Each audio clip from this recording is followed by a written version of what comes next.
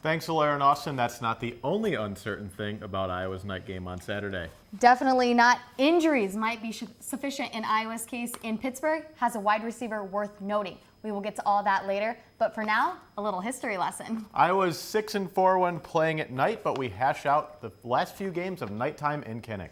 The years of 2009, 2010, and 2011 wins seem to be in Iowa's favor against Big Ten opponents. But then there's that terrible 2012 game against Penn State, a complete blowout, something that could explain why night games haven't been in the equation in 3 years. Now, that night game against Penn State was my very first Iowa game. I remember, I think we left in like third quarter and they hadn't even scored yet. Not a lot of fun when two of your starting offensive linemen go down in the same game. Definitely not, but it is a new year. And as you can see, there are 2 night games, Pittsburgh on Saturday, Minnesota in November. And here's what head coach Kirk Ferentz and his team thinks of these night games. It's exciting. And again, I think you know my preference. I sure like them better here than on the road, for obvious reasons, but night games are really special just in general, and I think in Kinnick, it's a great place to be. So we're excited about that. I'm excited.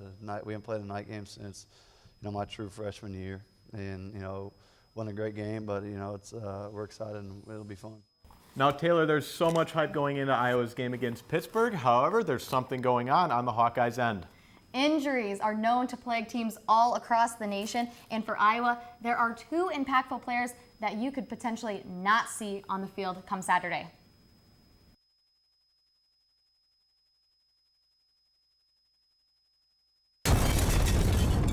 In the injury front, obviously Drew Ott and LaShawn Daniels both left the ball game the other day. The running back LaShawn Daniels Jr. tweaked an ankle while defensive lineman Drew Ott went out due to a shoulder injury. Both players make a dominant presence in Iowa's lineup, but with their return questionable, who's willing to step up? Coach Ferentz always talks about the next guy up,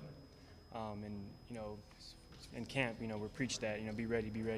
And I think, everyone's worked, and everyone's ready to step into that next role. Whoever their backups are, they're ready to step up. We already saw guys like Jordan Canzeri taking the reins of playing more minutes due to Daniel's injury, but there still needs to be a second guy Iowa can go to on the running backs. I'm ready for whatever the coaches put me up for and everything. And obviously, it is upsetting because I would love for LaShawn to be there and for us to still have the rotation that we usually do. The young name of Akram Wadley could be the go-to for Saturday, but it's really anyone's game. We'll wait and see. Right now it'd be Wadley probably, and all hands on deck. As for the defensive side, linebacker Parker Hesse seems to be willing to make a notable difference without Ott's presence. He's willing to get better every day, so he's a really good kid. Jaleel Johnson is also in the mix for maintaining Pittsburgh's offense. His explosive moves in Week 1 and Week 2 didn't go unnoticed, but he still has an inexperienced presence. Definitely anxious. It was a huge game, but came out second half. Had to fix up a few things. Concentrate, basically, and in his case, the ball's right there. That's the hard part, but it's easier said than done. Mentioned in there was that Derek Mitchell was suspended earlier in the week, but he was reinstated to the team Monday night. That sounds like a big misunderstanding with Mitchell. Kirk Ferentz said he will be good to go on Saturday against Pittsburgh. Now, no matter who starts, who wins, this fight against Pittsburgh is not going to be easy. That's right, Taylor. Pittsburgh employing a more Michigan State style of play with head coach Pat Narduzzi being the former defensive coordinator in East Lansing. And to show us what more to expect, let's toss it over to Ian Murphy and Laura Belanda for the rundown. Guys? Thanks, Danny and Taylor. We're going to get down to one matchup that you guys need to watch out for. And that's Iowa's back four versus one of Pittsburgh's top wide receivers. And that wide receiver is Tyler Boyd. Now, Boyd is all of 6'2", and he's projected to be one of, if not the top wide receiver in the draft this spring if he decides to forego his last year of eligibility. Boyd was the first player in ACC history to have 1,000 all-purpose yards in his sophomore and freshman years. So how does Iowa defend this all-star? With the solid cornerbacks of Greg Maben and Desmond King. Neither has specifically been assigned to Boyd, but the duo has 41 career starts under their belt with a lot of experience. All the above. He's just a complete receiver. He's one of the top receivers in the country, so we're definitely going to have our hands for this week.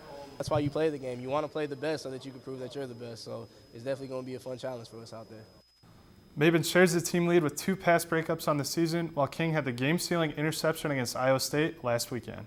Now, Coach Ferentz compares Boyd's capability to that of the Giants' Odell Beckham Jr. and the Dolphins' Jarvis Landry. But there's more to this game than just one matchup, and we took a look.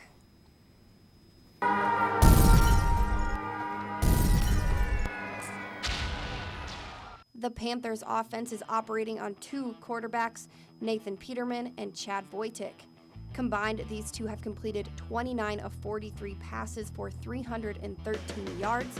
They've thrown 2 touchdowns and have each tossed a pick in the first 2 games. And unfortunately for these two quarterbacks, the Iowa defense has recorded 9 sacks in these first 2 games, which is second most in the Big Ten.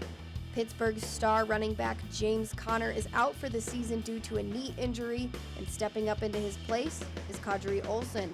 He averages 7.1 yards per carry, but the Iowa defense has only allowed 98 total rushing yards and no touchdowns so far this season. Laura, there's just no telling how this game's going to turn out. Absolutely, Ian. It's always a battle between Iowa and Pittsburgh, and it's been that way for the past 4 years, but I guess we'll find out on game day. Danny and Taylor, back to you guys. Danny, I have no idea what to expect for this game on Saturday, but CJ Beathard has been showing how amazing he could be in the pocket these past 2 weeks. So I think it can honestly be anything. Could go either way. I guess we'll find out Saturday night. But before we go, here's a look at the Big Ten heading into Week 3. Michigan State is definitely worth talking about as they fought off number 8 Oregon this past weekend. Danny, some of these Big Ten schools are looking absolutely incredible. That's right, Taylor. Ohio State, #1 team in the country. Michigan State coming in the top 5. Heck, even Northwestern made an appearance in the AP Top 25 this week. But as for Iowa, we will be there on Saturday night to see if they can continue their winning streak. But for now, we will see you on game day. But in this case, game night. Back to you guys at the desk.